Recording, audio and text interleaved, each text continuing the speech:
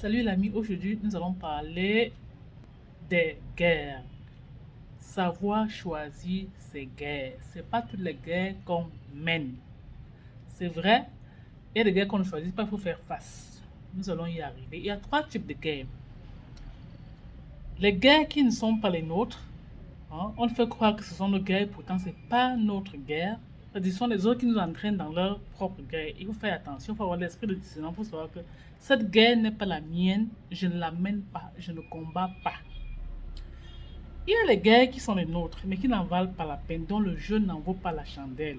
Ça dit qu'il faut savoir mesurer l'effort. Est-ce que l'effort de guerre sera compensé par le fruit, hein, le butin de guerre? Si le butin de guerre est minable, c'est pas la peine, il faut laisser passer cette guerre-là. Il faut pas combattre, il faut la laisser dire, ok, d'accord, c'est bon, je ne l'amène pas cette guerre, ça va. Maintenant, il y a les guerres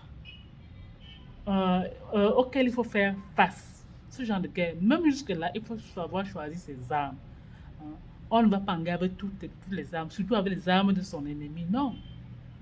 Parce que c'est lui qui a déclaré la guerre et il a ses armes. Et si vous utilisez les mêmes armes que lui, vous allez sûrement perdre. Donc même jusque-là, il faut demander à Dieu, mais comment je fais? Quelles sont les armes que je dois utiliser? Il faut utiliser ses propres armes, déjà. Et si vous n'avez pas vos propres armes, si vous êtes perdu, demandez à Dieu. En général, même la victoire est de votre côté quand vous vous confiez à Dieu. Donc il faut savoir choisir ses guerres. Il y a les guerres qu'on ne mène pas, qui ne sont pas les nôtres. Ce sont les guerres des autres, il ne faut pas les mener. Il y a les guerres qui ne valent pas la peine, il faut laisser. Et quand c'est votre guerre, demandez à Dieu comment vous faites et utilisez vos propres armes.